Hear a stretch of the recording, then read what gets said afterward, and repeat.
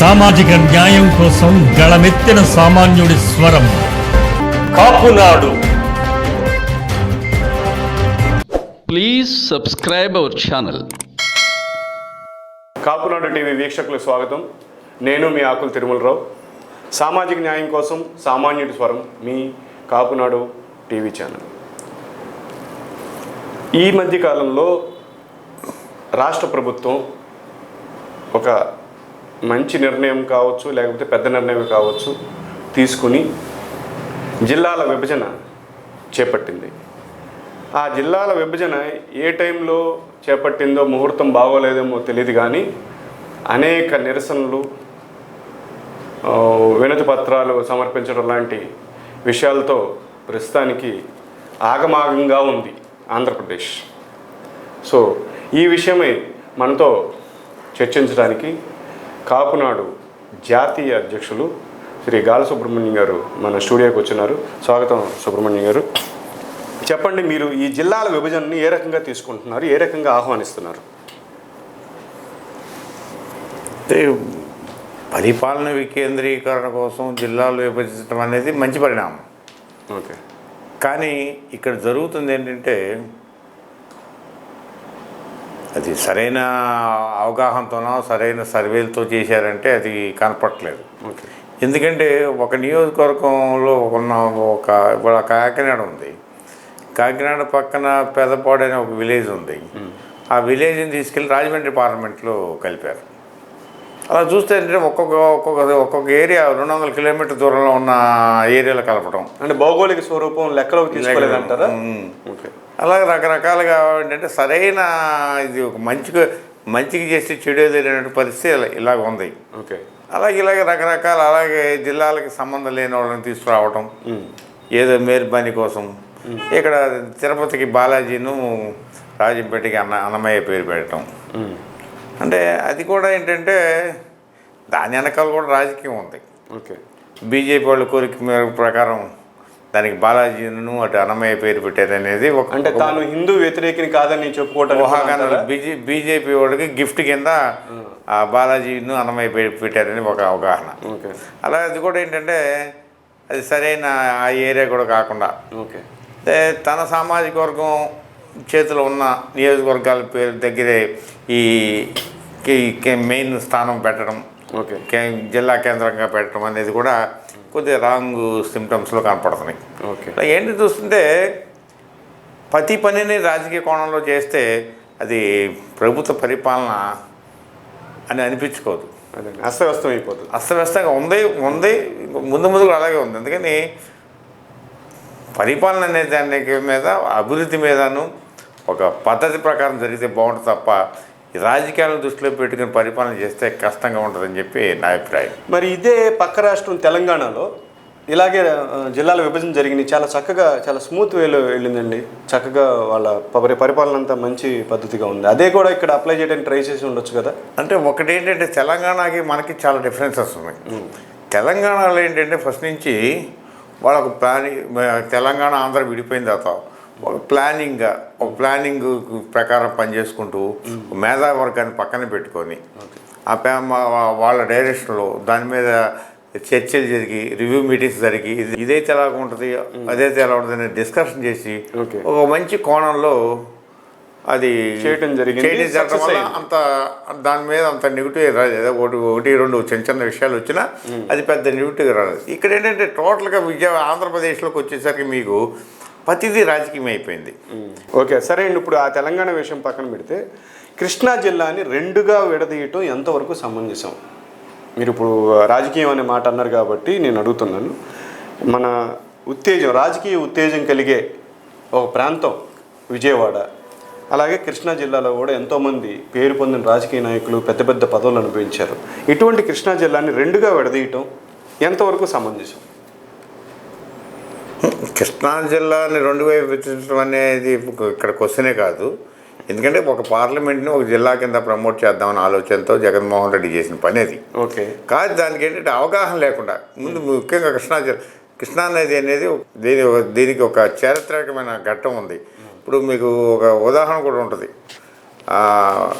కృష్ణా నది పొంగితే కనదరక ముక్కు తాగితే, ముక్కు పుడక, కనదరక ముక్కు పొడకు దాటితే తాగితే ఆ రోజు ప్రళయం వస్తుంది, మొత్తం ఈ ప్రాంతాలని మునిగిపోతే, అంటే యుగాంతం అంటారు రకరకాల ఇలాగ ఉండేది.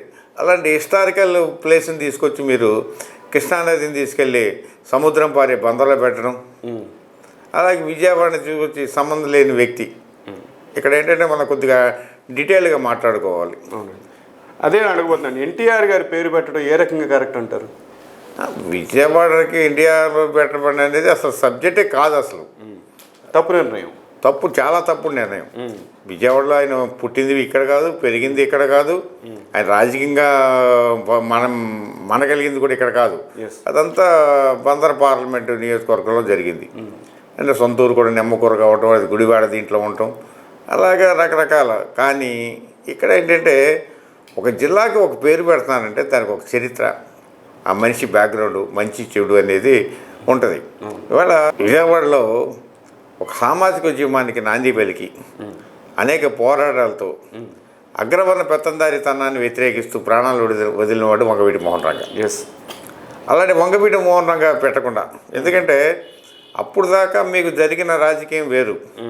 రంగా గారి టైంలో ఏంటంటే తెలుగుదేశం ప్రభుత్వం అధికారంలో రావడం, అధికారంలోకి వచ్చిన తర్వాత ఆ సామాజిక వర్గం మిగతా సామాజిక వర్గాలన్నీ అణగదొక్కుతుంటే రంగా గారు ఉద్యమం చేయటం, ఆ ఉద్యమం చేసిన టైంలోనే ఆయన ప్రాణాలు పోగొట్టుకోవటం, ఆ ప్రాణాలు పోగొట్టుకున్న సందర్భంలోనే అప్పుడు తెలుగుదేశం ప్రభుత్వం పడిపోవటం, ఆ పడిపోయిన టైంలో ముఖ్యమంత్రులుగా రంగా గారి పేరు మీద ఆనాడు కాంగ్రెస్ పార్టీకి ఈ ఆంధ్ర రాష్ట్రంలో భవిష్యత్తు లేదనుకున్న టైంలో రంగా గారి ప్రాణత్యాగంతో ఇప్పుడు చెన్నారెడ్డి ముఖ్యమంత్రి కానివ్వండి, ఎన్ జనార్దన్ రెడ్డి ముఖ్యమంత్రి కానివ్వండి, విజయభాస్కర్ రెడ్డి గారు ముఖ్యమంత్రి కానివ్వండి, ఆ తర్వాత కాలంలో రాజశేఖర రెడ్డి ముఖ్యమంత్రి కావటం కానీ, అలాగే రోషయ్య గారు, కిరణ్ కుమార్, ఎన్నైనా అవనండి.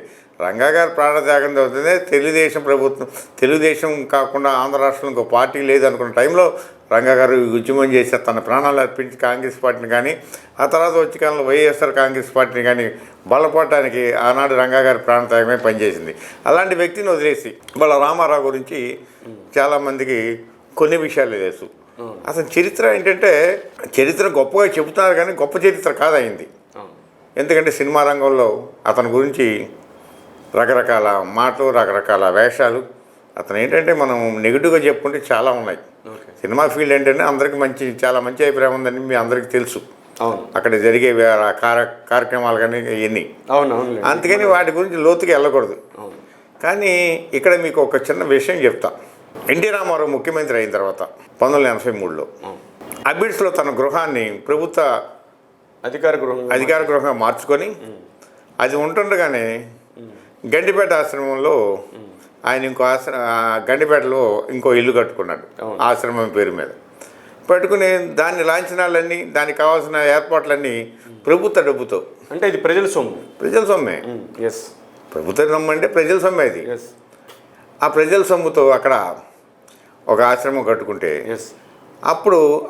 అప్పటికి మాజీ మంత్రి, తర్వాత ముఖ్యమంత్రి అయ్యాడు మన రోషయ్య గారు హైకోర్టులో కేసు వేశారు దీని మీద. కేసు వేస్తే హైకోర్టు 2 నెలలు జైలు శిక్ష వేసి రామారావుని జైలుకి పంపించాలని చెప్పి ప్రయత్నం చేస్తే దాన్ని ఈయన సుప్రీంకోర్టుని ఆశ్రయించి సుప్రీంకోర్టులో అప్పీల్ చేసుకున్నాడు. ఆ కేసు అలా కంటిన్యూ అవుతున్నప్పుడే రామారావు గారు చనిపోయారు. అంటే వాళ్ళకి ఈ జైలు శిక్ష పడిన కేసు అలాగే చచ్చిపోయిన తర్వాత తీసేసి ఉండొచ్చేమో, కానీ అంతేలేండి, అది రూల్ అంతే కదా, మనిషి చనిపోయింది కానీ ఆ కేసు అయితే ఉంది. అంటే దీన్ని బట్టి రాముడు మంచివాళ్ళేనా ఒకసారి ఆలోచన. అంటే ఒక క్యారెక్టర్లో లేని వ్యక్తిని తీసుకొచ్చి ఏదో కుల సమీకరణల కోసం తీసుకొచ్చి ఆ పేరు పెట్టడం అంటే చాలా, అలా కుల సమీకరణ చూసుకున్నా సరే ఆయన పుట్టింది నిమ్మకూరండి, గుడివాడకేమో ఎమ్మెల్యేగా పనిచేశారు. ఏంటి ఆ చుట్టుపక్కల ప్రాంతం, ఇప్పుడు నిమ్మకూరు కూడా గుడివాడ అన్నీ కూడా ఆ ప్రాంతంలో ఉన్నాయి, తూర్పు కృష్ణాలో. అక్కడ అలాంటి చోట ఆయన పేరు పెట్టడం ఉత్తమం, కానీ ఎక్కడ సంబంధం లేని విజయవాడకి తీసుకురావటం ఏంటంటే, అంటే ఇక్కడ ఒక్కటేంటంటే రామారావు గారి పేరు పెట్టడం వల్ల ఆ సామాజిక వర్గం నాకు దగ్గర అయితే ఉన్న కాన్సెప్టే తప్ప ఇక్కడ రామారావు పేరు పెట్టాలన్న కాన్సెప్ట్ ఏం కాదు. ఇక్కడ ఏంటంటే అన్నీ కుళ్ళు కుతంత్రాలు వేషాలే తప్ప సరైన ఆలోచన విధానంతో ఎక్కడ పనిచేయట్లేదు.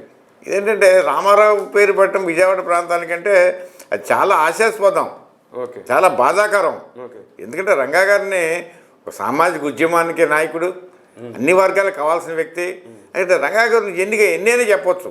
అవును. అలాంటి జనం సూర్యుని వదిలేసేసి ప్రభుత్వాన్ని ప్రజల్ని దోచుకొని ఏ మాత్రం రాష్ట్రం అభివృద్ధి చెందకుండా, వాళ్ళు మీకు కాంగ్రెస్ పార్టీ చూసుకోండి, వైఎస్ఆర్సీపీ చూసుకోండి, అసలు రాష్ట్రం అభివృద్ధి చెందిందంటే మెయిన్ కారణం కాంగ్రెస్ పార్టీ. తెలుగుదేశం ప్రభుత్వంలో ఏమాత్రం అభివృద్ధి చెందని చెప్పండి. ఏదో పాలన ఏదో సాగించారే తప్ప అభివృద్ధి ఎక్కడా చెందరా. పెద్ద ఉన్న అభివృద్ధి అంతా కాంగ్రెస్ పార్టీ వల్ల వచ్చింది. ఆ తర్వాత ప్రస్తుతం దాన్ని ఆంధ్రప్రదేశ్ విడిపోవడంతో అది కుండిపడింది. ఆ కుండిపడిన దాన్ని జగన్ గారు ఏదో సరి చేస్తారనుకుంటే ఆయన కూడా కంటిన్యూ చేస్తున్నారు, ఏమి చేయలేని స్థాయికి వెళ్ళిపోతున్నాడు ఆయన. అయితే మీరు ఇప్పుడు కాపునాడు జాతీయ అధ్యక్షులుగా ఈ విజయవాడ జిల్లాకి మీరు రంగగారి సన్నిహితులు, బాగా కావాల్సిన సన్నిహితులు, మీకు తెలిసిందే అన్ని విషయాలు. సో కాపునాడు జాతీయ అధ్యక్షులుగా రాష్ట్రంలో ఉన్న అన్ని సంఘాలకు కానీ కాపు బడుగు బలహీన వర్గాలన్నిటికీ ఎవరైతే రంగగారి అభిమానులు ఉన్నారో వాళ్ళందరికీ కలిపి మీరు చెప్పే ఒక స్టేట్మెంట్ అంటే ఒక సూచన కానీ ఏదైనా సరే, ఎందుకంటే పేరు సాధన కోసం మీరు ఇచ్చే సలహా ఏంటి, మీరు చేయబోయే కార్యక్రమం ఏంటి చెప్తే మనం ఇక ఈ విషయాన్ని ముగించుకుంటాం. ఇక్కడ ఒకటేనండి, ఏ నిర్ణయం ఏంటి సరే ప్రజల విజ్ఞప్తుల మేరకు ఏ సబ్జెక్ట్ అని మారిపోద్ది. ప్రజా విజ్ఞప్తులు అనేవి జరగాలి. అంటే ఇక్కడ మనం చేయాల్సింది ఏంటంటే ఫస్ట్ ఏ జిల్లాకైనా ఎవరి పేరు పెట్టాలన్న పబ్లిక్ నుంచి కొద్దిగా ఫీడ్బ్యాక్ తీసుకోవాలి. దానికి ఇప్పుడు ఎన్టీ రామారావు పేరు పెట్టారు కాబట్టి మాకు వద్దు అని చెప్పి విజ్ఞాపన పత్రాలు కలెక్టర్కి పంపిస్తాయి. ఆ పంపించినప్పుడు మాకు రంగా గారి పేరు కావాలి, ఎన్టీఆర్ పేరు వద్దని చెప్పి మనం కలెక్టర్కి విజ్ఞాపనలు పంపించాలి. దానివల్ల ఏమైందంటే కలెక్టర్ దగ్గర ఎన్ని వేల మంది ఎన్ని లక్షల మంది చెప్తే అంత ఇది సుఖంగా. దానికి ఎవరు కృషి చేయాలంటే రంగా గారి వారసులు కృషి చేయాలి, రంగా గారి అభిమానులు కృషి చేయాలి. అలాగే ఇక్కడ ఏంటంటే రంగా గారి పేరు సబ్జెక్టులో చెట్టు పేరు చెప్పి కాయలు అమ్ముకునే బ్యాచ్ ఎక్కువైపోయినాయి. అలాగే సంబంధం లేని సింగిల్ మెన్ ఆర్మీ ఒక్కడే ఉంటాడు, వాడు స్టేట్మెంట్ ఇచ్చేస్తాడు. అంటే ఇవాళ సోషల్ మీడియా కానీ ఇంకా మీడియా పరంగా కానీ చాలా తేలికమైన వాతావరణం ఉంది. ఆ వాతావరణంలో ఒక భారీ డైలాగులతో ఒక పేపర్ స్టేట్మెంట్ రిలీజ్ చేస్తారు. దాంతో ఏముందంటే అసలు కంటే కొసరోళ్ళు అడవుడు ఎక్కువైపోయి అసలు యాక్టివిటీస్ అనేది వెనకబడిపోతాయి. యాక్టివ్గా ఉన్నవాళ్ళు వేరు, ఏదో కాలక్షేపం కోసం. అందుకని పిలిపివ్వండి. అందుకనే నేను రంగా గారి అభిమానులకు కానీ కొద్దిగా సామాజిక పరంగా ఉన్న వాళ్ళందరూ కానీ వీళ్ళందరికీ ఒకటే విజ్ఞప్తి చేస్తున్నాను. ప్రతి మీ ప్రాంతాల్లో ఒక యూనిటీ, ఒక కార్పొరేట్ డివిజన్ని కానీ ఒక యూనిట్గా తీసుకొని దాన్ని అందరూ ఆ ఏరియాలో అవేర్నెస్ ప్రోగ్రాం కల్పించి ప్రతి వాళ్ళు కలెక్టర్కి మెమరాండాలు పంపించాలని చెప్పి నేను అది అవన్నీ ఆల్రెడీ కలెక్టర్కి వెళ్తే ఇన్ఛార్జ్ మంత్రికి వెళ్తాయి, సీఎం గారికి వెళ్తాయి. కాబట్టి దానివల్ల ఏంటంటే కొద్దిగా సానుకూలంగా రంగా గారి పేరు పెట్టడానికి అయితే అవకాశం ఉంటుంది. దీంట్లో ఏంటంటే ఇంకో విషయం ఏంటంటే ఇవాళ ఇంత మటుకు ఈ సబ్జెక్టులో రంగా గారి పేరు పెట్టాలన్న సబ్జెక్టులో వారసులు ఎవరు మాట్లాడకపోవటం, సంబంధం లేనివాడు హైదరాబాద్లో కూర్చొని మాట్లాడటం, ఇది కూడా కొద్ది బాధాకరం. అందుకని వారసులు కొద్దిగా స్పందించి మళ్ళీ ఏంటంటే రంగా గారు ఒక రాజకీయ పార్టీకి సంబంధించిన వ్యక్తి కూడా కాదు, ఒక సామాజిక న్యాయం కోసం బలైపోయిన వ్యక్తి. కాబట్టి ఆయన విషయంలో పార్టీలు పక్క పెట్టి కులాలు మతాలు పక్కన పెట్టి అందరూ ఏకగ్రీవంగా విజయవాడ నగరానికి ఇది రంగా గారి పేరు పెట్టాలని పెడితే బాగుంటుందని చెప్పి నా అభిప్రాయం. ఆ పందాలని అందరూ కలిసి నడవాలని మీరు ఇది కాపునాడు డిమాండ్, కాపునాడు పిలుపు కూడా ఇది. రైట్. Thank you sir. ఇదండి విజయవాడ నగరానికి స్వర్గీయ వంగవీటి మోహన్ రంగా గారు చేసిన సేవలు కానీ ప్రజానీకంలో ఆయనకున్న మంచి పేరును చూసుకుంటూ గుర్తుకు తెచ్చుకుని అందరూ కలిసి నడిచి సర్వే రూపంలో ప్రభుత్వానికి తెలియపరిచి పేరు సాధించుకుందాం అనే పిలుపుని సుబ్రహ్మణ్యం గారు ఇవ్వటం జరిగింది. Thank you. Tirumalarao signing off. Please subscribe our channel.